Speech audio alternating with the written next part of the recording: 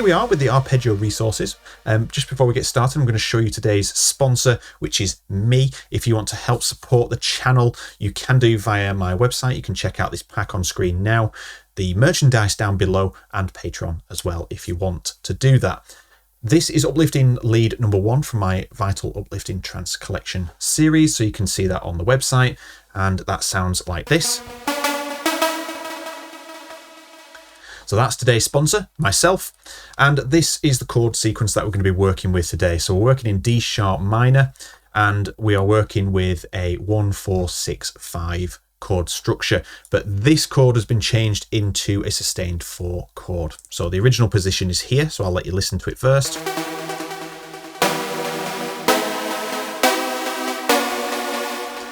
So it's a little bit too flat, so we're going for that sustained, that suspense of that chord.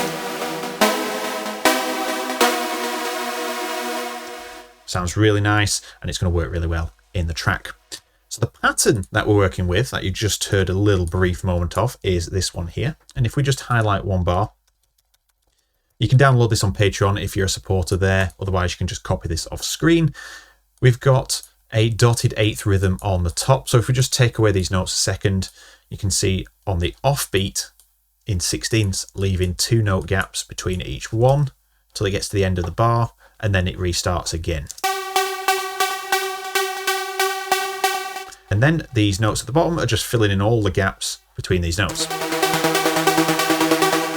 Gives it a ton of energy, and is a very common sort of rhythm. So I'm going to copy those across, so we've got a whole section, and we're going to build our chords up using that pattern. So we've got the bass notes here, and then we're going to utilize the 3rd and 5th of each one, and obviously the 4th and 5th of this one. I had to think about that then for a second. So with those chords in mind, let's just have this open here so you can see these chords to the left. Let's make this a bit smaller. You can see the first chord is this G flat and B flat. So we've got the G flat already here, and then the B flat. And then I'm just going to do the same for each one. So we've got the B, or C flat, should we say, and E flat. And then, so 1, 2, and then this is our 3rd chord. This is where it's going to change. So I'm actually going to jump to the 5th on this one instead of the 3rd, because we're already on it on that previous chord. And I'm just going to put them there for now, like so, because I'm going to show you the difference in that end portion. So this is what it sounds like.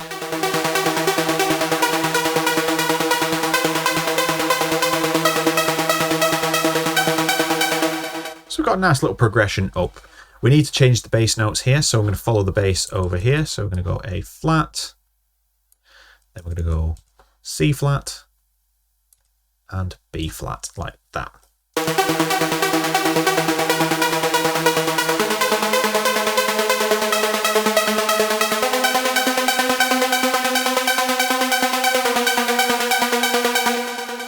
So with this sort of progression, if you're musically minded, you'll already hear where it sort of needs to go at the end, or it sort of already tells its own story. So with this one, we are looking at the B in the bass. We've got, the C flat, then we've got the E flat and the G flat here. So we've gone straight to the G flat. We're actually going to go up and add a 6th note in. So this is the 5th. We're going to add a 6th. So we're breaking the rule. We're not going to go back down to that E flat there.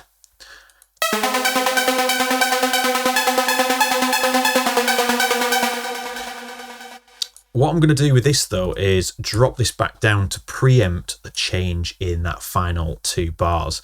So it's only going to jump up for 2 notes. Because we want to do the half step. So you'll have heard me talk about half steps before, where we have notes in the scale, like these 2 here. That's a whole step because we're stepping over a note, whereas these ones we're not stepping over any notes, it's a half step. So they're right next to each other in the scale naturally. And that's going to give us a lovely sort of additional note into the suspended chord, which is part of it. It's the 5th note. But then we're going to bring that down and add that suspended 4th. So instead of it being the 3rd, we've kept the 4th in from that previous chord.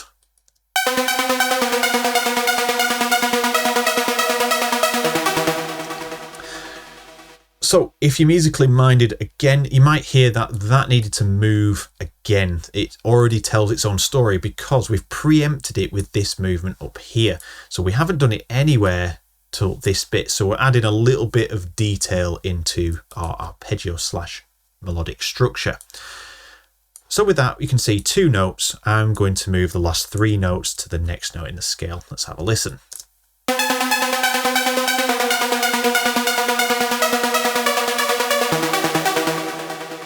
So with that, you can hear that it sounds right, but it sounds off at the same time. So in some circumstances, I'm not going to get into the theory of this because this video will just go on forever.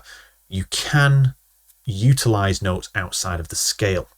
So this is a D flat, and it clearly sounds like it needs a D sharp. So sharpening the note back to its original position, which should be here. And you can see that is out of scale. And it looks wrong because you're obviously being prompted to say it's out of scale, but you'll hear that it sounds right. And if it sounds right, just go with the flow.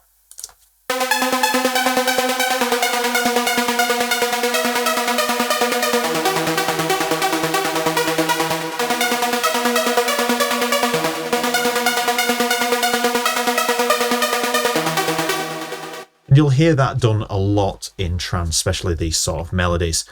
And to be honest, that's the melody created right there. I wanted to keep it very simple for this episode, like I do with all of them, to be honest.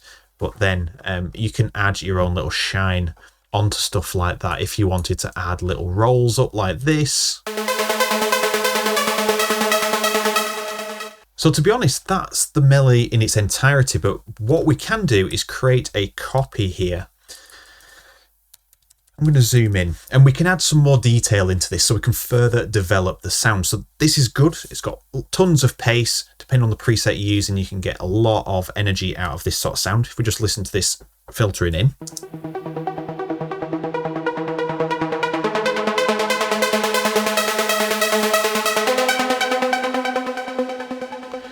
It maintains a lot of energy in there. It sounds really good, but we can add some more detail. I'm going to show you a little trick here.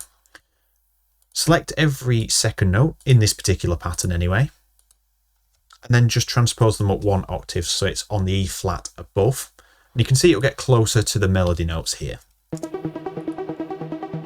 And you start to get, let's just open that back up. You start to get a whole different feel to your structure.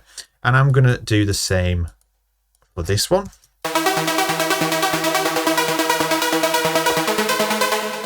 So can you see what's happening there? I'm now going to copy this up to our A flat here. Just going to make sure my snapping is on. And then I'm going to do the same for these 2 here as well. So these are really simple changes that you can make, but it adds a little bit more character to your progressions.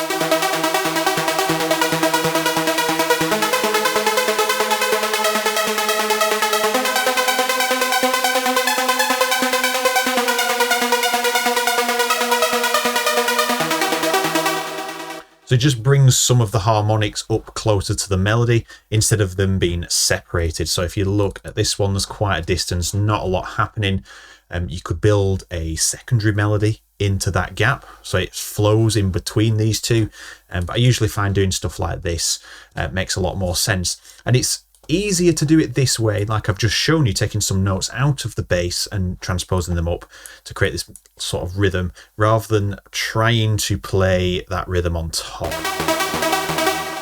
So you can do it from the get-go, but it's much easier just to transpose them up and you can hear the magic unfold.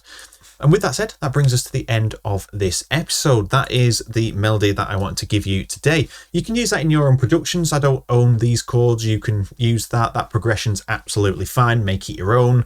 But you'll hear it in a lot of trance anyway. So it's not like it's something super, super unique, but it is super effective.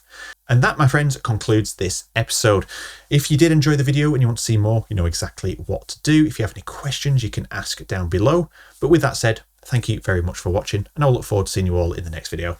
Take care.